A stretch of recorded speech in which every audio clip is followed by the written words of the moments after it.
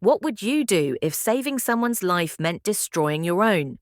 This is the story of Amara, a young woman whose courage turned her from a desperate maid into something far more extraordinary. If you love stories about bravery, loyalty, and unexpected twists, stay with me till the end. And please like this video, subscribe to the channel, share it with your friends, and drop your perspectives in the comments section below. Now, let's dive in. Amara wiped the sweat from her forehead as she stood outside the iron gates of the Adeyemi mansion in Lokoja, Kogi State. The sun beat down mercilessly on her faded blue dress, the same one she had worn to 7 job interviews that month. 7 rejections. Her degree in business administration felt like expensive paper in her worn leather bag. Worthless in a job market that demanded experience she didn't have and connections she couldn't afford. The mansion before her rose like a monument to everything she wasn't: successful, secure, established. She had come here not for a corporate position, but for a maid's job. Pride was a luxury Amara could no longer afford. Her mother's medical bills were piling up, and her younger siblings needed school fees. Desperation had a way of making decisions easier. Mrs. Tonya Adeyemi opened the door herself, a striking woman in her early 40s with a smile that didn't quite reach her eyes. "You must be Amara," she said, looking her up and down. The interior was impressive: marble floors, crystal chandeliers, artwork worth fortunes. Mrs. Tonya listed duties in a brisk tone. "You'll clean, cook, do laundry, and stay out of our personal business. My husband travels frequently. When he's home, you make yourself invisible unless called. Understood?" Amara nodded, swallowing her pride. The pay was good, better than anything else she'd been offered. "I understand, Ma. I'll work hard." The first 2 weeks passed in a blur of early mornings and late nights. Chief Richard Adeyemi was exactly as his wife had described. Frequently absent, quietly imposing when present. He spoke to Amara with casual politeness. Mrs. Tonya was different. She watched Amara with suspicious eyes, criticizing everything, reminding her to be grateful for this opportunity. It was on a Thursday night, 3 weeks into her employment, that everything changed. Amara was finishing dishes in the kitchen when she heard voices from the study above. The mansion's ventilation system carried sound strangely, and tonight, something in the urgency of the whispers made her pause. "It has to look like an accident, Kunle. No questions, no investigations." That was Mrs. Tonya's voice, tinged with excitement and malice. A man's voice responded, deep and smooth. "The brake lines are easy enough. I know a mechanic who can make it look like wear and tear. When does he usually drive alone?" Amara's heart stopped. She stood perfectly still, barely breathing. "Tuesday mornings. He always drives himself to early board meetings, never takes the driver. It's perfect. The highway stretch near the bridge, there's that sharp curve. At his speed, failed brakes." Mrs. Tonya laughed, a sound that made Amara's skin crawl. "And then you and I can finally be together properly. With Richard gone, I inherit everything. All of it, Kunle. We'll be free." They were planning to murder Chief Richard. Amara pressed her hand over her mouth to stifle a gasp. Her employer, the man who had given her this job, who said please and thank you, who had quietly left extra money after her mother's hospital visit, they wanted him dead. Sleep refused to come that night. Amara's mind raced through possibilities. She could go to the police, but what proof did she have? Overheard whispers through a vent. She could warn Chief Richard directly, but he barely knew her. Would he believe his maid over his wife? By dawn, Amara had made her decision. She would stop the murder herself, quietly. She would sabotage the car before Tonya's lover could get to it, making it undrivable, but in a way that would be discovered before Richard could get hurt. It was dangerous, probably illegal, and definitely beyond anything she had ever attempted. But what choice did she have? Monday evening arrived with agonizing slowness. Chief Richard mentioned his Tuesday morning meeting at dinner. Early start tomorrow, Tonya. 7 o'clock board meeting downtown. Mrs. Tonya smiled sweetly. Drive carefully, darling. You know how I worry. The performance was flawless, and Amara felt sick watching it. At 2 in the morning, she slipped into the garage with a flashlight and wrench. Her hands shook as she opened the Mercedes hood. She had researched car mechanics on her phone. If she could drain the brake fluid partially and loosen the cap, the fluid would leak gradually. The car would still start, but the brakes would feel wrong. Any responsible driver would stop immediately, discover the problem before tragedy struck. She found the brake fluid reservoir and carefully drained some, then loosened the cap. Not too much, just enough to create a problem. "What are you doing?" The voice came from behind her, sharp and accusatory. Amara spun around, her heart exploding. Mrs. Tonya stood in the doorway, wrapped in a silk robe, eyes wide with shock that quickly transformed into something calculating. Behind her stood a tall man, Kunle. I was just... The wrench fell from Amara's trembling hands. Mrs. Tonya's expression shifted to triumph. "Kunle, call the police, now. This girl is trying to sabotage my husband's car." She turned to Amara, voice rising with manufactured hysteria. "Were you trying to kill him?" "No, you don't understand," Amara started, but Kunle was already on his phone. "I heard her earlier asking about the chief's schedule," Kunle said smoothly, lying with practiced ease. "Seemed very interested in when he would be driving alone." Mrs. Tonya moved closer, her voice dropping to a whisper only Amara could hear. "You stupid girl! You should have stayed invisible like I told you." Then louder, "Check her room. She might have stolen things too." They were framing her for the very crime they had planned themselves. It was brilliant in its cruelty. The police arrived within 20 minutes. Mrs. Tonya tearfully explained how she had caught her maid red-handed, tampering with her husband's vehicle. Kunle corroborated every detail. Amara tried to explain about the murder plot, but even to her own ears it sounded absurd. Why would the wife plot to kill her own husband? They handcuffed her there in the garage. One officer found the envelope Chief Richard had given her, her savings to send home.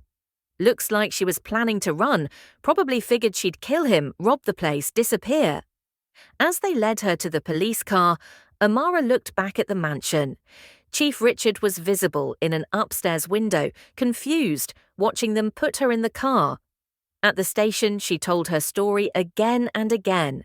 The desk sergeant wrote it down dutifully, but she could see the skepticism in his eyes. By morning, Amara was in a holding cell, charged with attempted murder. She had sacrificed everything to save a man's life, and now she would be punished for it while the real killers walked free. Chief Richard Adeyemi stood in his garage Tuesday morning, staring at the Mercedes with growing suspicion.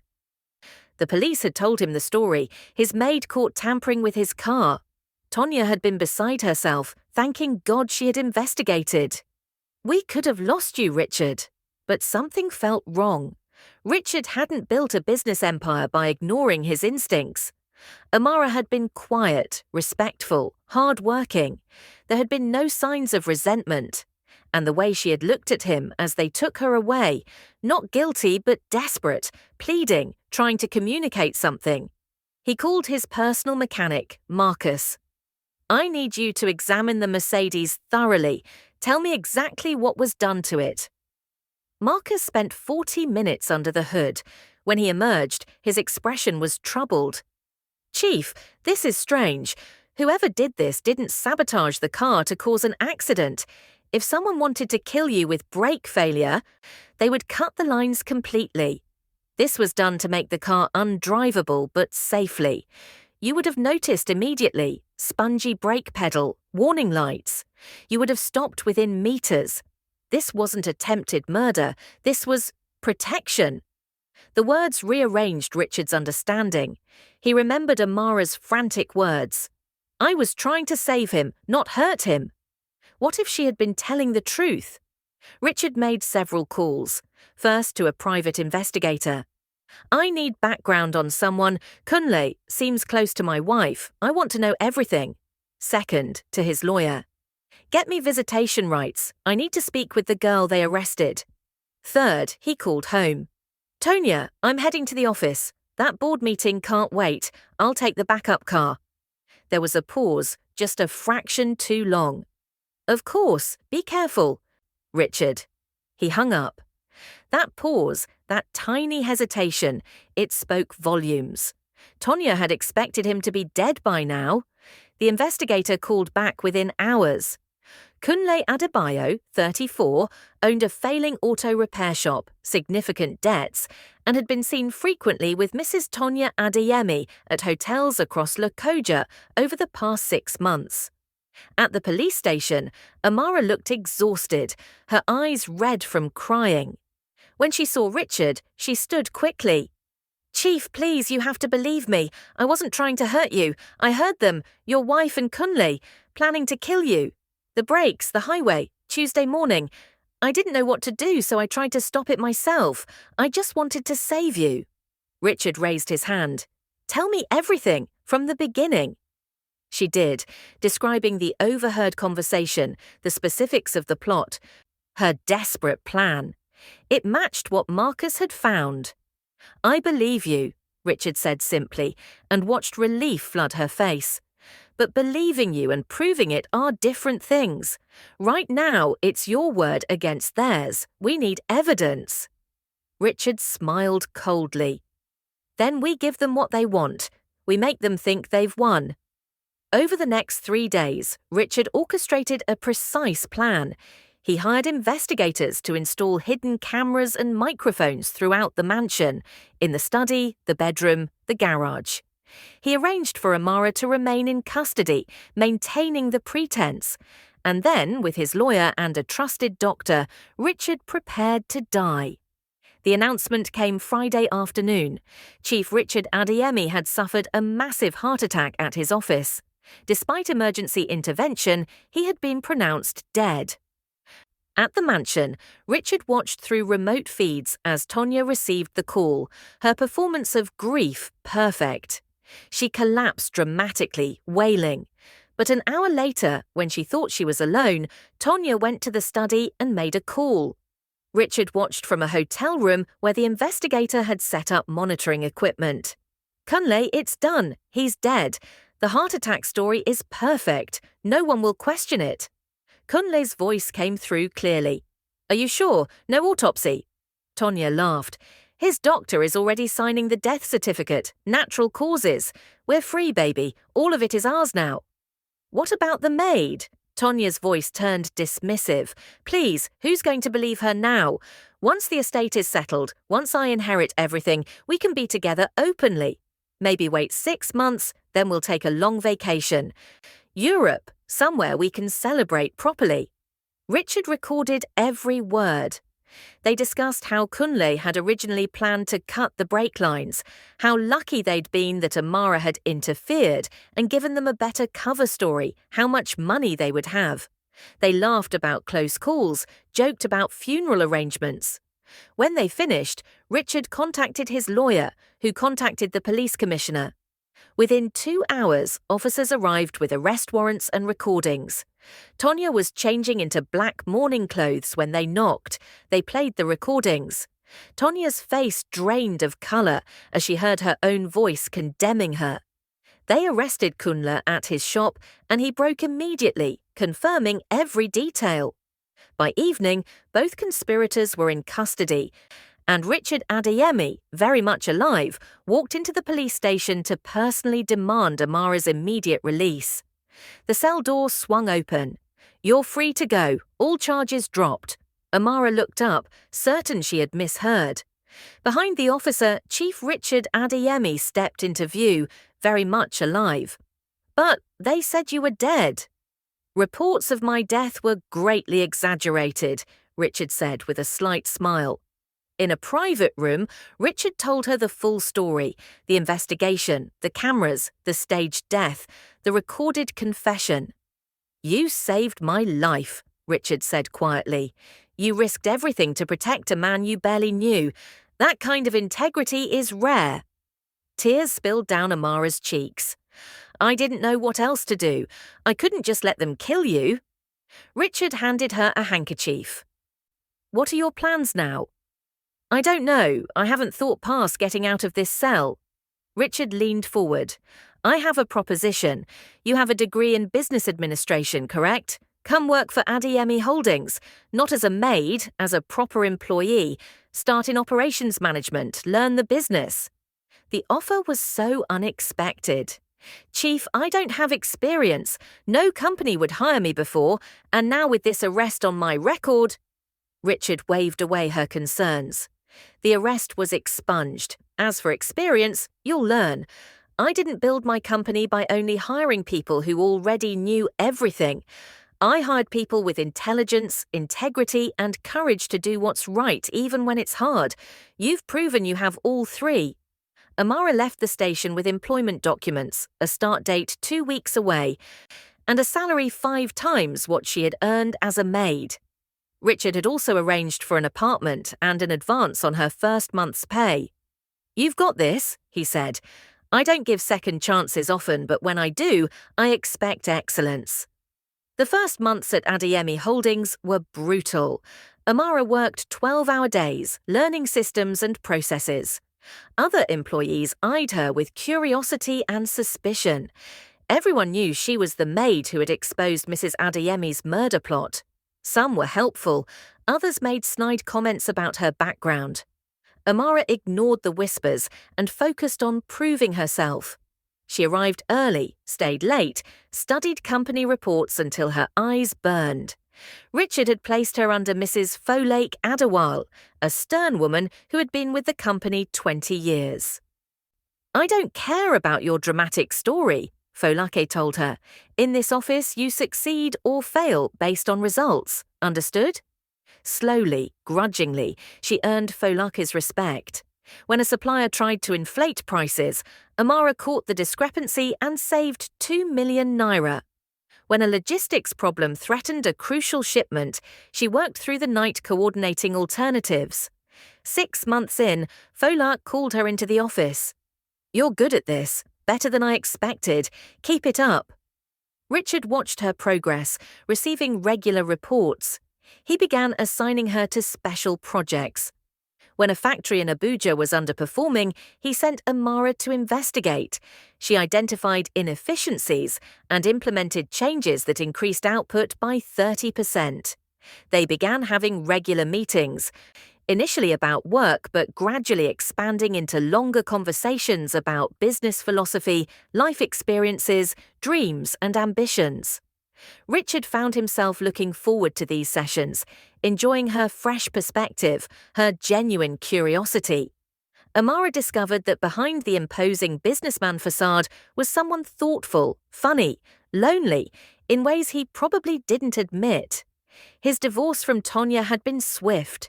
She was in prison, their marriage dissolved, his trust in relationships fundamentally shaken. Do you ever regret it? Amara asked one evening, reviewing quarterly projections. Getting married? Trusting her? He considered seriously. I regret not seeing who she really was, but I don't regret learning the truth, even though it hurt. Sometimes pain is just information we didn't want to receive. Amara thought about that. Pain as information. The pain of rejection that had led her to the maid position. The pain of discovering the murder plot. The pain of imprisonment. Each had taught her something, ultimately delivered her to this office, this moment. Then maybe nothing is truly wasted. Even the hard things serve a purpose. Richard smiled, his expression warming. You're wise for someone so young. Probably somewhere between scrubbing your floors and tampering with your car engine, she replied, and they both laughed. A year had passed since that terrible night, and everything had changed.